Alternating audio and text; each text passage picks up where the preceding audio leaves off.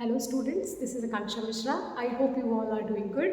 So students, in the last class of class 4 GK, we talked about some extra questions and we completed very important and useful questions. Now, in today's class, we are going to see some more questions and we will learn about new things. Okay?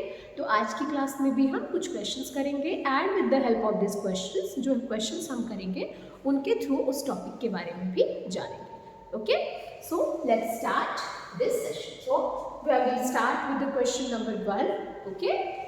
So the question number 1 is, okay, let's see what is the question number 1 saying. So हमारा पहला question कह रहा है, who wrote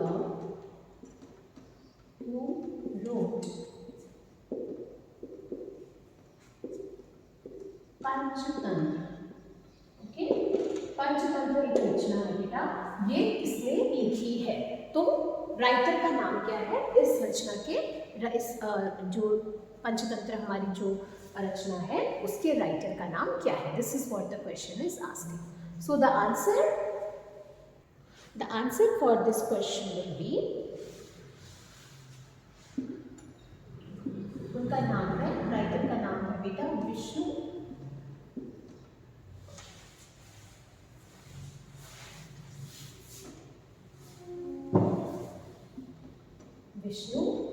Sharma.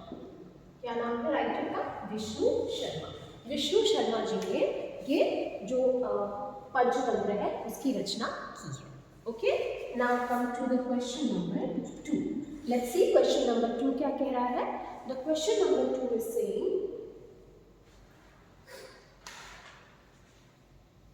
name the author of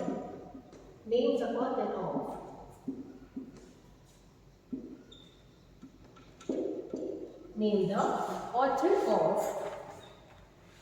book. Okay, एक book का नाम आपको मैं मेंशन करूंगी, उसके बाद आपको बताना है कि उसके लेखक कौन है, उसके राइटर कौन है.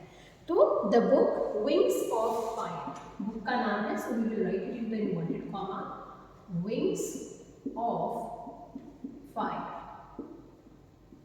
ओके, ये इस बुक को किसने लिखा है? तो इस बुक को लिखने वाले जो व्यक्ति हैं उनका नाम है, the name of that person is APJ Abdul Kalam. APJ Abdul Kalam, उन्होंने ये बुक बेटा लिखी है. ठीक है. So who will be the writer? APJ Abdul Kalam.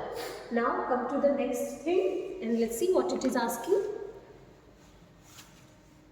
Next question हमारा है, so first let's see quickly. First the Panchatantra के लेखक कौन है? तो Vishnu Sharma, he is the writer and author of the wings of fire. Wings of fire लिखने वाले जो ऑथर है उनका नाम क्या है? तो वो है APJ Abdul Kalam. Okay, APJ Abdul Kalam. Now come to the question number 3 and let's see what is the question number 3 asking.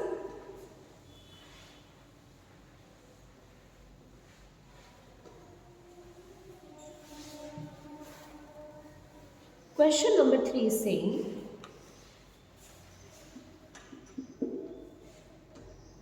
what is the full form? What is the full form of? What is the full form of HTTP? Okay, what is the full form of HTTP? ये जो term है ये computers में use होता है. The computer subject we use this term.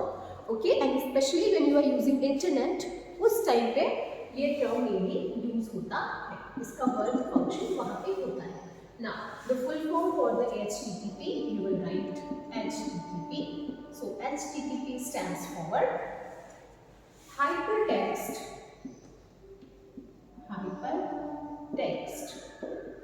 Okay. So H for hyper, T for text, and there is another T. The full form of that T will be transfer, and then protocol. Okay. So what is the full form of HTTP?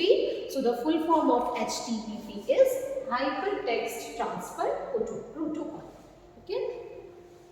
इसी तरीके से FTP होता है, that is file transfer protocol, वो file transferring के लिए use होता है। And this is the HTTP hypertext transfer protocol. Now come to the question number 4. I will erase this and then we will do the question number 4 after this. Okay, now question 4 is saying who has given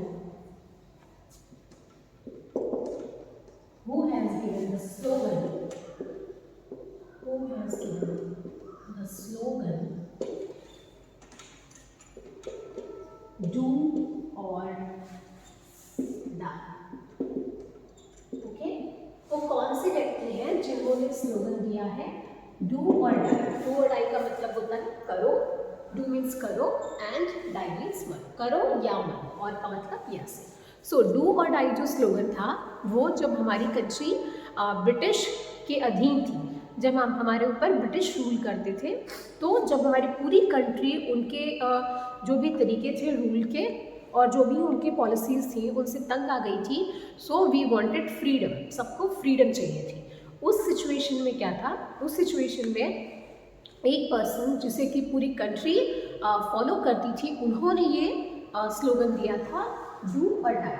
तो it means कि हमें अभी करके आज जो भी करना है वो करके आज़ादी प्राप्त करनी है, अदरवाइज डाई, बिकॉज वो जो सिचुएशन थी बेटा दैट वाज वेरी इक्वल। अगर if you are getting dead that is better than living in that situation, ये हो गई थी।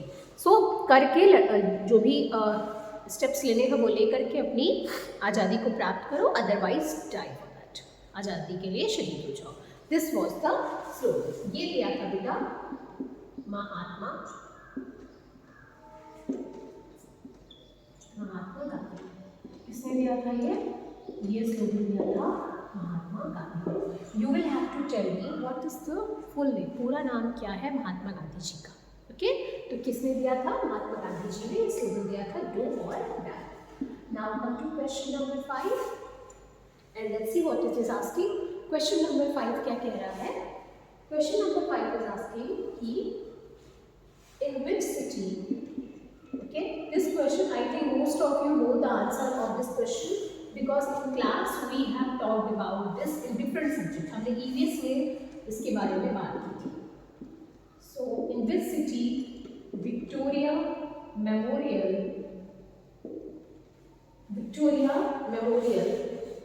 is located?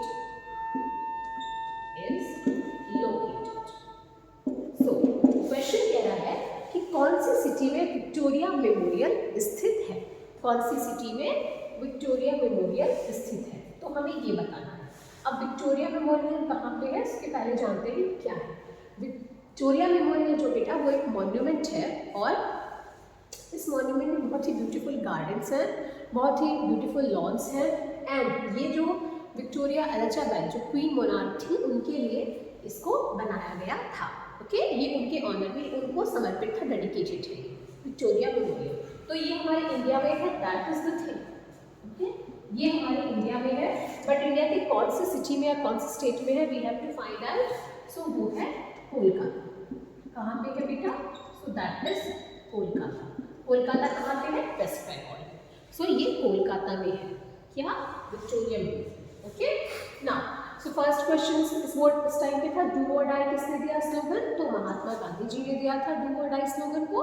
और विक्टोरिया मेमोरियल कहाँ पे स्थित है? सो विक्टोरिया मेमोरियल जो है वो कोलकाता में स्थित है। Okay, now come to the next question.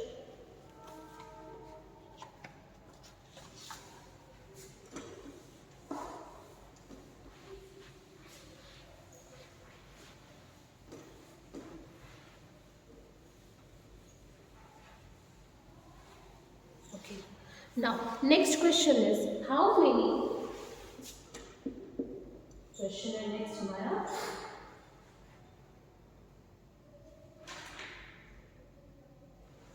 question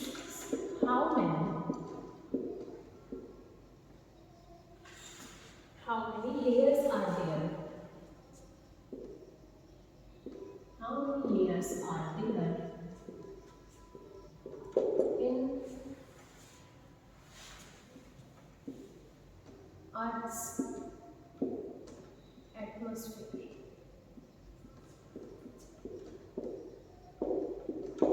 Okay, this is what the question is asking. तो क्वेश्चन हमारा क्या कह रहा है कि लेयर्स, कितनी लेयर्स है, कितनी परत है हमारे अर्थ के एटमॉस्फेयर में, कितनी लेयर्स हैं अर्थ के एटमॉस्फेयर में, विच मीन्स जो हमारा वायुमंडल है उसमें कितनी लेयर्स पाई जाती हैं. Okay, so let's start with this question. Let's explain, get the explanation. तो जो हमारा एटमॉस्फेयर है ना बेटा, उसमें 5 लेयर्स है. Okay, the answer for this question will be 5 layers. I will write it later. Okay, first let's understand this question. तो ये लेयर स्टार्ट होती है यहाँ से. ओके, स्टार्ट किया हमने. फर्स्ट जो लेयर है उसका नाम होता है ट्रोपोस्फियर. क्या नाम है उसका? ट्रोपोस्फियर. ओके, उसके बाद बेटा, उसके बाद एक लेयर आती है जिसका नाम है स्ट्रेटोस्फियर. क्या नाम है? स्ट्रेटोस्फियर. ठीक है, और then after this there will be one more layer. Now see, ये जो लेयर है इसका नाम है मीसोस्फीयर.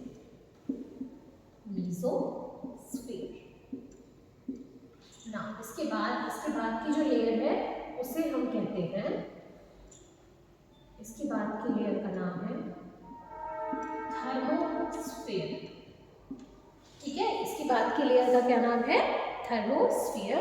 And then the last layer जो है एक्सोस्फीयर. क्या है बेटा? वो है एक्सोस्फीयर.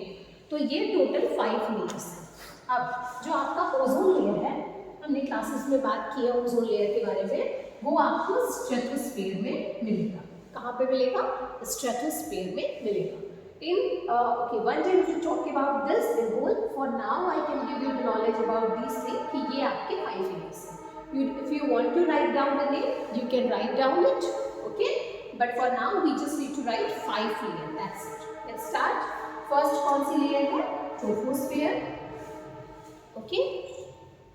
Second layer का नाम है बेटा stratosphere. Okay, this is T. Stratosphere. Third है आपका मीसोस्फीयर. एंड फोर्थ है आपका thermosphere.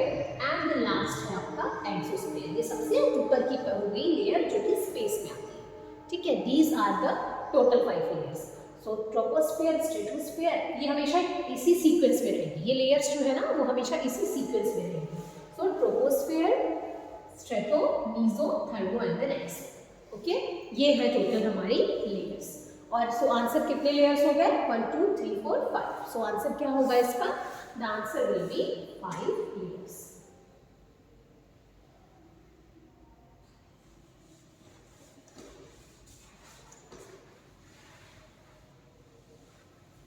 So let's write the answer 5 layers. कितनी हो गई? कितनी परत है? 5 लेयर्स हमारे एटमॉस्फेयर में. Okay, now come to the next question. Next question है क्वेश्चन नंबर 7. ठीक है, क्वेश्चन नंबर 7 क्या कह रहा है? Question number 7 is asking on which day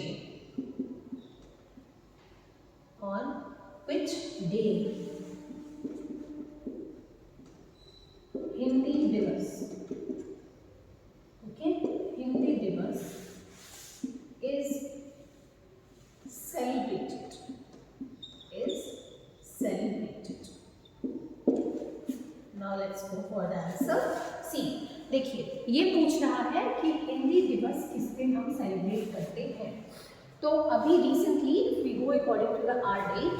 तो अभी रिसेंटली हमने हिंदी डे सेलिब्रेट किया था.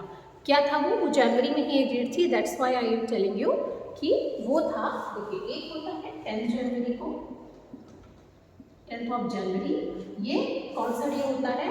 ये होता है बेटा वर्ल्ड हिंदी डे.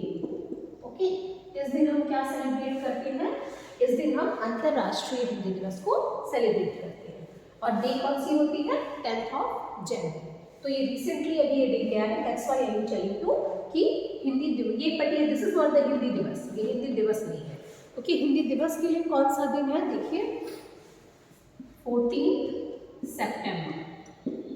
ओके, 14 सितंबर, 14 सितंबर को हम मनाते हैं हिंदी दिवस। क्या मनाते हैं बेटा? सो 14 सितंबर के दिन हम मनाते हैं हिंदी दिवस। ठीक है, ये होता है हिंदी दिवस का दिन।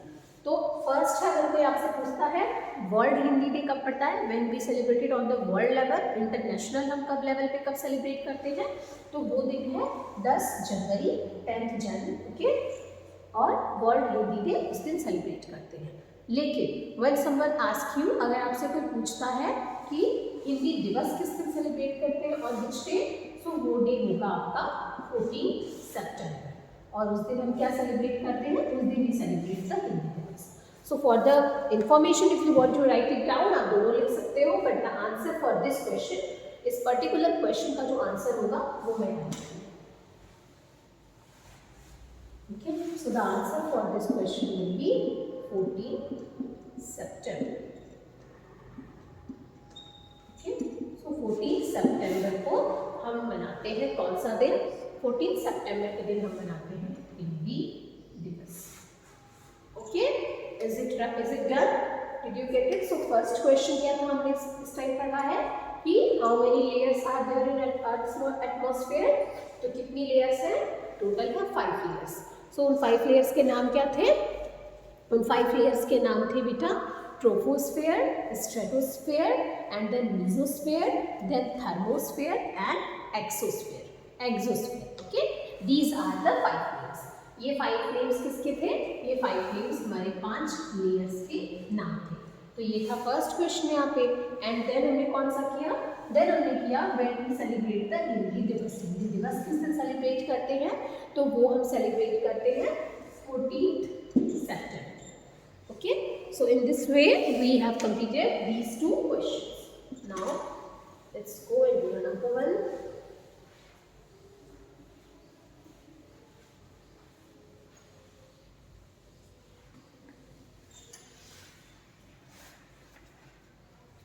Now the question number 8.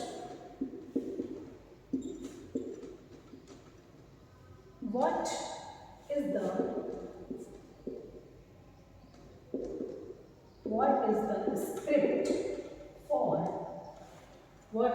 the script for Hindi language?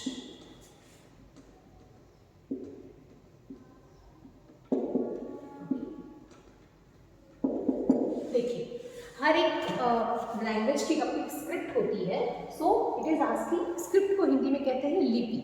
Script को हिंदी में हम, आपने ग्रामर में पढ़ा होगा या फिर आपने व्याकरण में पढ़ा होगा हिंदी की लिपि। तो वो लिपि जो होती है, इट इज आस्किंग कि वो कौन सी लिपि है जो हम हिंदी भाषा में फॉलो करते हैं। क्या है वो, कौन सी लिपि का नाम क्या है जो हिंदी भाषा में फॉलो होती है, और उस स्क्रिप्ट का नाम क्या है जो हिंदी लैंग्वेज में फॉलो होती है। सो the name of that script is Devanagari. कौन सी लिपि फॉलो करते हैं, कौन सी लिपि होती है बेटा वो, तो वो स्क्रिप्ट है देवनागरी स्क्रिप्ट। ठीक है, उसे हम जानते हैं देवनागरी स्क्रिप्ट के नाम से। So this is done, this question is done. Now come to the next question. The next question, question number 9, name, okay, name the four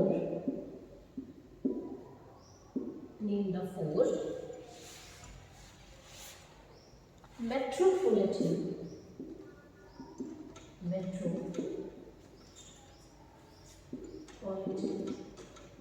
cities of India.